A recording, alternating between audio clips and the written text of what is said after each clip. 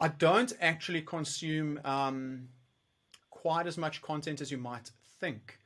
I'm just very selective about the content that I consume.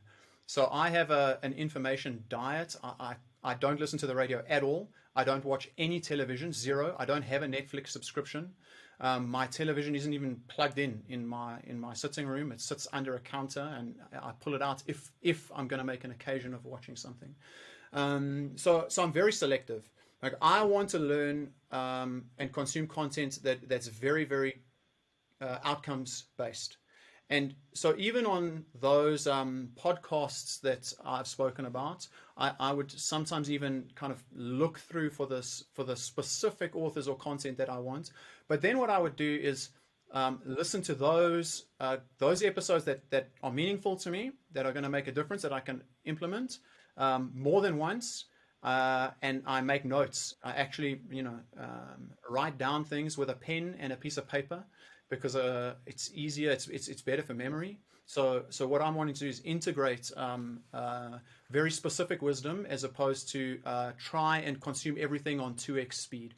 Because what I realized was if I was watching a lot of like YouTube videos just kind of aimlessly, or podcasts, listening to them aimlessly, or putting things on 2x and going just banging through them, and I asked myself at the end of the day, what did I remember? It would be nothing. Like I'd sit after an hour and say, I actually don't know what I listened to.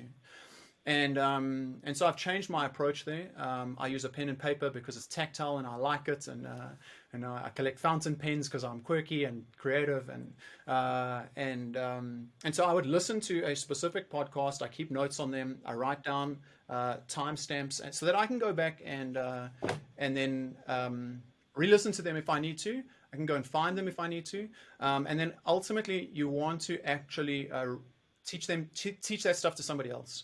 So if you can teach it to your team, then you're going to remember it.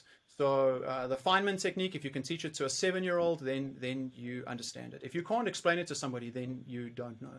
And so if you're listening to 20 Blinkist books a day on 2x speed, if you're listening to 15 podcasts on the way to work, and then try and teach that to your team the next morning. Like if you can't teach it to them, you didn't remember anything. You just didn't learn. And learning doesn't happen at the moment you consume content. It happens at the moment you implement it. And so, I think it's better to scale down the amount of content you consume to only the things you can actually do something about, because otherwise you're kidding yourself.